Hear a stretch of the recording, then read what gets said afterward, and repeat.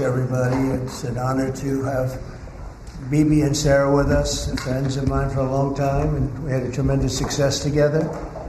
And I think it will only go on to be even greater success in the future. So it's really nice to have you at the White House. It's nothing like the White House, and it's great to have you both and all of your wonderful people, Ron. We've worked together for a long time, and we've done well together. We had a great time. I would say it's a lot of work, but we had a great result recently, and we're going to have a lot of great results. So it's great to have you. Thank you very much. Thank you.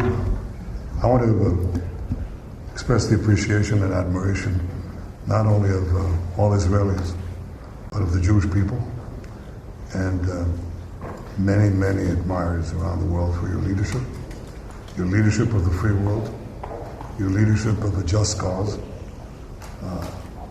and the pursuit of peace and security which you are leading in many lands, but now especially in the Middle East. We have great opportunities. The President has an extraordinary team, and I think our teams together make an extraordinary combination to meet challenges and seize opportunities. But the President has already realized great opportunities. He forged the Abraham Accords. He's forging peace as we speak in one country and one region after the other. So I want to present to you, Mr. President, the letter I sent to the Nobel Prize Committee. It's nominating you for the Peace Prize, which is well deserved, and you should get it. Thank you very much. This I didn't know. Wow. Thank you very much. Thank you. Coming from you in particular, this is very meaningful. Thank you very much, Bibi. Thank you. Thank you for everything you're doing. Thank you. It's a great honor. Thank you very much, everybody. Appreciate Mr. it. President, have you spoken with any of the families of the victims of the Texas flood? And can you talk about what you would like to do when you travel there on Friday? Well, we're going to just make it as comfortable as possible for the state of Texas. They have a great governor. They have wonderful senators. They have wonderful representatives, and we're going to work together with them. And we have been working really very hard. This whole table has been working. That was a terrible event. You saw that, maybe, where Texas was just absolutely so badly hurt by something that was a big surprise late in the evening. So we'll be working with the governor and all of the people of Texas. Mr. President, We'll be going on Friday. Mr. President, there was a security incident in northern Gaza today, right around the time that the Prime Minister was meeting with Secretary of State. This was the Witkoff. Does that, a number of IDF soldiers reportedly have been injured, possibly killed. Does that in any way put a wrinkle in ceasefire negotiations with Hamas? I don't think so. They want it. They want to meet, and they want to have that ceasefire. So I don't think so. Steve, could you respond to this? You know about it? Well, I think it's terribly unfortunate. Terribly unfortunate. We were just talking about it, how tragic it is, but we have an opportunity to finally get a peace deal, Mr. Prime Minister, as we discussed, and I'm hopeful for it very quickly. Mr. President, are the tariff letters that you sent today final offers, or are they negotiable? More or less final offer. So South Korea, Japan should take it or leave it? We're always subject to negotiate something that's fair, but we've talked to most of the countries, and pretty much they've had their way for many, many decades, as you know. And it was time that we just wanted fairness. This is not really equitable from our standpoint, because it's just a small token by comparison to the damage that's been done over the years. But we had no other president that was willing to do this. I did it in my first term with China and others. We took in hundreds of billions of dollars of tariffs. No inflation, the most successful period of time that we've ever had financially in the country. The first term. I think this term is going to be much better, even much better than that. That was the best ever, and this is going to be, I think, substantially better. And we're on the way to doing that. We've already taken in over $100 billion worth of tariffs, and we haven't even started. And all I say to the other countries is, some of them wanted to make a deal and want to be fair. Others perhaps got a little bit spoiled. They were a little bit spoiled because for 30, 40 years, 50 years, they were taking advantage of the country. So we're going to, I would say, final, but if they call with a different offer and if I like it, we'll do it. And the August 1 deadline, I mean, is the August 1 deadline firm now? Is that it? Or could you move it again? No, I would say firm, but not 100% firm. If they call up and they say, would like to do something a different way, we're going to be open to that. But essentially, that's the way it is right now, yeah. Mr. President, is your Palestinian relocation plan still on the table? Is there a plan? Has there been any progress in finding countries to accept? Bibi, why don't I let you answer that question? Mr. President, Wait a minute, wait, he's got to answer the question. sorry. I think President Trump had a brilliant vision. It's called free choice. You know, if people want to stay, they can stay. But if they want to leave, they should be able to leave. It shouldn't be a prison. It should be an open place and give people a free choice. We're working with the United States very closely about finding countries that will seek to realize what they always say, that they want to give the Palestinians a better future. And those who, and I think we're getting close to finding several countries, and I think this will give, again, the freedom to choose. Palestinians should have it. And I hope that we can secure it close by. And we've had great cooperation from surrounding Israel, surrounding countries, great cooperation from every single one of them. So something good will happen. Brian, did you have something? Mr. President, you've mentioned before you want to go down in your legacy as the peacemaker. Are we in the last chapter of closing out peace amongst this conflict now and all the other ones that you're working on? Well, I hope so. Look, we did a job with India and Pakistan and Serbia, Kosovo, and Rwanda and the Congo, and this was all over the last 3 weeks or so, Marco, right? We did, and others that were ready to fight, and we stopped a lot of fights. I think a very big one, frankly, a very, very big one was India and Pakistan, and we stopped that over trade. We're dealing with India and we're dealing with Pakistan, and we say we're not going to be dealing with you at all if you're going to fight. And they were maybe at a nuclear stage. They're both, nuclear powers. And I think stopping that was very important. We're trying to help out with a Biden-created monster, this whole thing that's happening with Russia and Ukraine. It's a horrible thing, and I'm not happy with President Putin at all. But this is something that would have never happened if I were president. This was a war that was never going to happen. Go ahead, Brian. I was going to say, how would you address your critics that in the election they said that you would cause the next World War III, when in fact you're solving all the problems? I'm stopping wars. And I hate to see people killed. Like, as an example, Ukraine and Russia. They're not Americans there being killed. They're not Israelis that are being killed.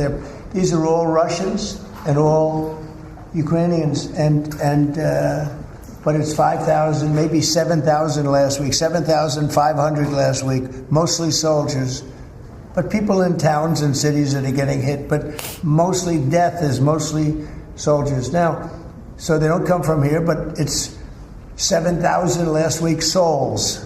And if I can stop that, they have parents and they have sisters and brothers and getting married, and who knows, they're just people, but they're souls. And if I can stop a war, because I have an ability to do so, I'm disappointed, frankly, that President Putin hasn't stopped. I'm not happy about it either. Mr. President, on the Iran talks, can you say if you've scheduled the next round of Iran talks, and then also on strikes? We have scheduled Iran talks, and they want to talk. Yeah. They took a big drubbing, I think, when we hit the 3 sites, really. I would say the 3 sites, not just the one. The one was a big one, and it was deep in granite, and it was obliterated. It turned out the Atomic Energy Commission said it is obliterated. I would just want to take our hats off to those incredible flyers, the people that flew that big machine, and frankly, the mechanics and everybody else. I mean, they had zero. They flew for 37 hours with zero problem mechanically. I mean, when you think in carrying the biggest bombs ever, the biggest bombs that we've ever dropped on anybody, when you think non-nuclear, and we want to keep it non-nuclear, by the way. But they did a phenomenal job. It was an amazing job, and I think that was, I was talking to Bibi about it before, that was the very beginning of the end. It ended very quickly after that. I don't want to say what it reminded me of, but if you go back a long time ago, it reminded people of a certain other event, and Harry Truman's picture is now in the lobby, in a nice location in the lobby where it should have been, but that stopped a lot of fighting. And this stopped a lot of fighting. When that happened, it was a whole different ballgame. On future Iran strikes, what might make you have the desire to do another strike on Iran? Another what? Another strike on Iran. I hope we're not going to have to do that.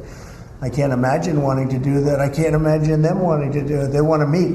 They want to meet. They want to work something out. Can you say No, when? they're different. They're very different now than they were 2 weeks ago. Is there a date yet, sir, for the Iran talks, or a city? Do you know when and where the next round of Iran talks will be? Well, I can tell you. I'd rather not say, but you'll be reading about it tomorrow or seeing it tomorrow. Mr. President, what is the holdup currently in a ceasefire with Hamas? In which? In the ceasefire between Israel and Hamas, what's currently the holdup? I don't think there is a holdup. Well, I don't think there's a holdup. do you think that you're going to? I think things are going along very well. They just, left each other, and it was not a pleasant period of a few days. It was a little longer than a few days, but this was not a pleasant period of time. And we were at the end. 14 missiles were shot, and every single missile was shot out of the air. It was pretty amazing. And that was sort of the end. And they told us they were coming and where they were and what time they were coming. And they said, if you'd like to have a different time, we'll do that. And that's respect when they do that. I appreciated that they did that. There was no surprise. We got the soldiers out of the base in Qatar, in this case. But they knew they were coming. 14 missiles were coming. 1 o'clock, they said, would you like to make it later? I said, no, let them come at 1 o'clock. And at 1 o'clock, everybody was, as you know, over 5,000 people left the base. And we had 3 gunners and 3 assistants. And out of the 14 that were shot, all 14 were knocked down. And that was the end. That was about it. And we had a rough time. But sometimes you need the rough time in order to get. I think things are going to be really settled down a lot in the Middle East. And they respect us, and they respect Israel. They respect a lot of things that took place. Nobody's ever seen equipment like what we sent over to knock out those sites. But when those sites were knocked out, that was the end. Do you think that there can be a two-state solution that creates an independent? I don't know. I'd ask Bibi that question. You have the greatest man in the world to answer that age-old question, 2 states. Go ahead. You give him your honest answer. I think Palestinians should have all the powers to govern themselves, but none of the powers to threaten us. And that means that certain powers, like overall security, will always remain in our hands. Now, that is a fact. And no one in Israel will agree to anything else because we don't commit suicide. We want life, we cherish life for ourselves, for our neighbors. And I think we can work out a peace between us and the entire Middle East with President Trump's leadership. And by working together, I think we can establish a very, very broad peace that will include all our neighbors. Mr. President, question on Iran. You asserted that there's a complete and total destruction of the nuclear facilities. So what is the basis of the talks going forward? Is it to cap future nuclear activity? Is it ballistic missiles, terror support, economic-based opportunities? What are the It's really a good question because if you remember when it was done, I sort of said, what's the purpose of talking? It's been knocked out completely. But they've requested a meeting, and I'm going to go to a meeting, and if we can put something down on paper, that will be fine. That'll be good. I think they've gained a lot of respect for us. I think they've gained a lot of respect for Israel also. But they would like to meet, and we're going to have a meeting. Steve, when is that meeting going to be? Do you want to say? Rather, very quickly, in the next week or so. So we'll see what happens. I think it would be nice to memorialize it, put it down, but because of the incredible result of that attack, if you want to call it an attack, I didn't think it was necessary to have it in writing. I think we spoke. I mean, that speaks much louder than writing. But I can also understand why they'd want it. And they've been very nice. They've been very respectful. And it began by them telling us about 14. They had to do. You know what 14 represents, right? Do you know what 14 represents? Right? You know that, right? The number of bombs dropped. So it was, representative. We got them all. Please, behind you, please. No, you. Oh, me? So this is a question for the Prime Minister.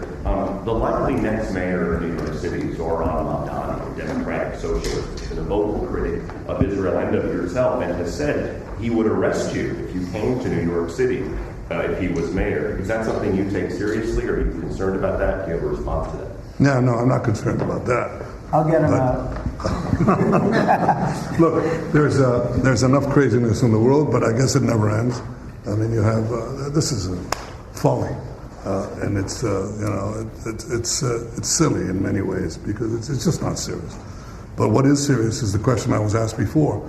You know, after October 7th, people said the Palestinians had a state, Hamas state in Gaza, and look what they did with it. They didn't build it up; they built down into bunkers, into terror tunnels. After which they massacred our people, raped our women, beheaded our men, invaded our cities and our towns and our kibbutzim, and did horrendous massacres, the kind of which we didn't see since World War II and the Nazis, the Holocaust. So people aren't likely to say, let's just give them another state, it'll be a platform to destroying Israel. We'll work out a peace with our Palestinian neighbors, those who don't want to destroy us, and we'll work out a peace in which our security, the sovereign power of security, always remains in our hands. Now people will say it's not a complete state, it's not a state, it's not that. We don't care. You know, we vow never again. Never again is now. It's not going to happen again. So we'll see you in New York next year? Oh, well, look, I'm going to come there with the President Trump, and we'll see how do you know who the mayor will be? I don't know that. Do we know that? He's going to be very fine, and who knows? We don't know who the mayor's going to be yet. But this is a communist. He's not a socialist. He's a communist, and he said some really bad things about Jewish people, and he said some really bad things about a lot of people. And I think he's going through a little bit of a honeymoon right now, but he might make it. But, you know, it all comes through the White House. He needs the money through the White House. He needs a lot. He's going to behave. He'll behave. He better behave. Otherwise, he's going to have big problems. But it's a philosophy that this country is not ready for, and it never will be. By the way, we have a man with us who thought this was going to be a very glamorous, easy job. He's the ambassador to Israel, Mike Huckabee, former governor, former everything. I'd say he's a former everything, and respected and loved by everybody. And he loves Israel. He loves the state of Israel, and nobody loves it much more. And he's not Jewish, and he loves Israel. And he wanted to be there. I said, you know, Mike, it could be dangerous. No. Well, at least I was right about that. He was in every bunker you could be in. He was running around from bunker to bunker, but he's still with us, fortunately, and he's done a great job. Would you say a few words, Mike? Just want to say what an honor it is to serve you, Mr. President, and to see a historic horizon that we are looking at in the Middle East. And when the President made his trip to the Middle East, and then he really reached out to the new Syrian government, knowing they needed a partner, and knowing that they could pick the wrong partner. And what the President did, which took us all off guard, but the strategic move in that has set up something that is absolutely historic. And Mr. President, I don't even think you fully comprehend the impact that you're having on the region in a way that is so remarkable. And it was your leadership, your foresight, you did that. When the B-2s went in, the celebration, the sense of partnership that you gave with the Israeli people was so dramatic. But the message was bigger than to Israel. It was a message to the world. America's friends can trust us, but America's foes had better fear us. And that is a message that the President sent to everyone on the planet.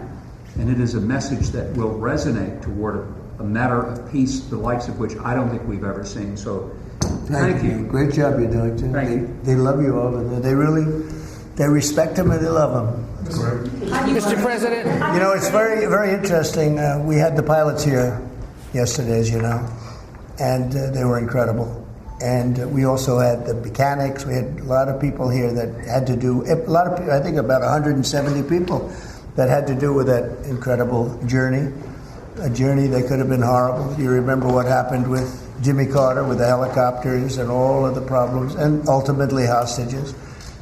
We had the exact opposite. Everything was perfect. It worked perfectly. But I didn't realize, I was saying to one, is this something that you felt strongly about? Absolutely, sir. I couldn't wait. I said, better than you, really better you than me. But they couldn't wait. He said, sir, we've been practicing for this mission for more than 20 years. From just after 2000, they've been thinking and practicing to go into that area. I guess you probably know that better than anybody, Pete. They've been looking at going in, but they never had a president that would allow them to do it. And perhaps right, perhaps wrong. I don't know if that's true or not, but I didn't realize they were preparing for that journey from just a little bit after 2000, the year 2000. And I was pretty amazed by that. They knew it. They knew every inch of it. And they came back and they said, we got it better than we ever did in practice. But they've been practicing for more than 20 years. Can you imagine? Yeah.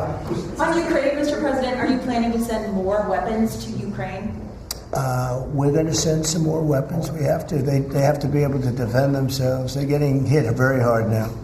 They're getting hit very hard. We're going to have to send more weapons. Yeah, defensive weapons, primarily, but they're getting hit very, very hard. Very sad. So many people are dying in that mess. Mr. President, the one big beautiful bill now signed into law by you, what would you like congressional Republicans to turn their focus to? All they have to do now is talk about how good it is. The biggest tax cuts ever. No tax on tips, no tax on Social Security, think of it, no tax on overtime. From a business standpoint, the jobs are coming in like we've never seen them before. As soon as that was signed, there were 9 factories that announced that they were building the 1-year deductibility, things that from a business standpoint you'd understand. The jobs that are being created. And one of the things that is, and this is also that, but it's also because of the tariffs, a tremendous success. We're taking in hundreds of billions of dollars in tariffs. One of the things that is so exciting is the number of companies and car companies where they're building plants. AI is the big thing. We have over $15 trillion announced already, and it's been, really, I would say it's been during the last 3 months, but we're here for a short period of time, and some administrations never had anywhere near that number for a whole term, probably for a whole 2 terms. But we're up to over $15 trillion coming into our country.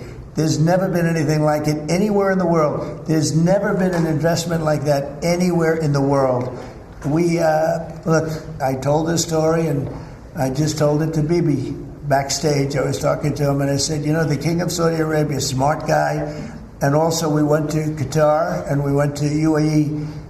Really 3 strong leaders, smart guys. They all told me the same thing, and then that was reiterated at NATO just recently when we got back, where they agreed to spend $1 trillion a year, by the way, which is about 3 times what they were spending.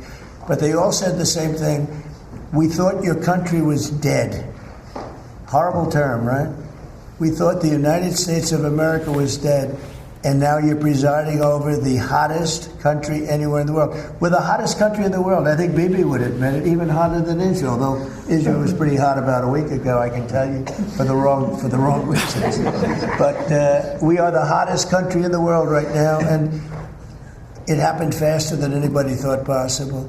But we have over $15 trillion, and that means jobs, and that means building, and that means things like we've never seen before. So all we can do is keep working hard. There'll be always surprises. Some of the surprises are going to be bad surprises. Mr. President, again, real quick, on Iran, in your view, is the war between Israel and Iran over? Or do those talks need to happen before you can... Well, I would say that the best man to answer that is the Prime Minister. But I will tell you that, in my view, I hope it's over. Yeah, I think Iran wants to meet. I think they want to make peace, and I'm all for it. Now, if that's not the case, we are ready, willing, and able. But I don't think we're going to have to be. But I think Bibi would answer that question very well. I think the partnership between Israel and the United States, the partnership between President Trump and me, produced a historic victory. It's an incredible victory, actually. It brought the greatest capabilities of the United States that are unmatched with the great capabilities of Israel. and the army of Israel, pilots of Israel, soldiers of Israel, and the Mossad. And the combination of these two extraordinary capacities produced a decisive result. It set back the two tumors that were threatening the life of Israel, the nuclear tumor and the ballistic missile tumor, because they were planning to build 20,000 of these things and launch it on a country the size of New Jersey. And no country could withstand that. So what do you do when you have two things that are going to kill you? You have to remove them. With our combined effort, we did. But when you remove a tumor, doesn't mean that it can't come back. You have to constantly monitor the situation to make sure that there's no attempt to bring it back. So we've had a great achievement, and I think part of the effort of consolidating this and ensuring that we don't have to repeat this is to monitor this carefully. Of course, the President and I are talking about it, our teams are talking about it, but there's no question this is a historic victory, and I think, as was said here today, this has already changed the face of the Middle East. But it's not over in your view. But I think that there is an opportunity here to create a historic expansion of the Abraham Accords, which were themselves an act of history, that deserve a Nobel Prize for the President. But I think the opportunities are much bigger, and I hope, I'd like to believe, that Iran would not test our fortitude, because it would be a mistake. And do you believe that regime change is still necessary there? I think it's up to the people of Iran. You do. Mr. Prime Minister, speaking on Syria, the Trump administration was fully supportive of the changes in Syria, backing the new regime there. Obviously, your government more cautious from a security standpoint. Are you comfortable with the pace of change, with the security situation vis-a-vis Syria right now? I think there's an opportunity to explore. I think that everyone understands that the situation has changed. Before that, Iran was essentially running Syria, okay, directly through Hezbollah. Hezbollah has been brought to its knees. Iran is out of the picture. So I think this presents opportunities for stability, for security, and eventually for peace. And I think that's been opened up also by the fact that the president has opened up a channel. So they have something. There's a lot to lose by going back to conflict, and there's a lot to gain by moving towards peace. And I think that opportunity has been opened by the president and by the changed security situation which we brought about with the collapse of the Assad regime. Are there direct talks with the Assad government? Now, let's suppose there were. Would I answer yes? No, right? That's my duty to ask. Right? It's your duty to ask, and my duty to ask you back. So, you know, at the request of a lot of countries in the surrounding area of the Middle East, including Bibi, we took the sanctions off Syria, and I met the new leader. I was very impressed by him. Somebody said, well, he comes from a very tough background. I said, well, you know, I'm not that surprised. It's a tough part of the world. But I was very impressed by him. But we took the sanctions off because we want to give them a chance. They would never have had a chance without the sanctions. And one of the things we have with Iran is, you know, we have they are very biting sanctions. And I would love to be able to, at the right time, take those sanctions off, give them a chance at rebuilding, because I'd like to see Iran build itself back up in a peaceful manner and not going around saying death to America, death to the USA, death to Israel, as they were doing. You know, they were the bully of the Middle East, and now they're not the bully anymore. But they were saying terrible things, and would like to see them. They have such potential. You know, they have the oil power, and they have great people, smart people, energetic people, amazing. And I know so many Iranians from New York. I have a lot of friends, and they're great people. So it's a shame when you see a thing like this happen. But I think that taking the sanctions off of Syria is going to give Syria a great shot at making it.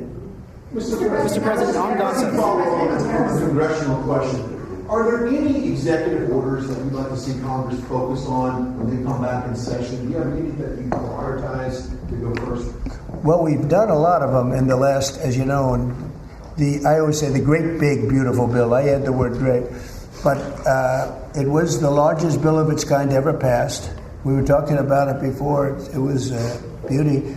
But you know, a lot of the things that we did, executive orders, have been codified in the legislation that we just had passed. And we're going to be sending in a lot more over the next period of about 2 months separately.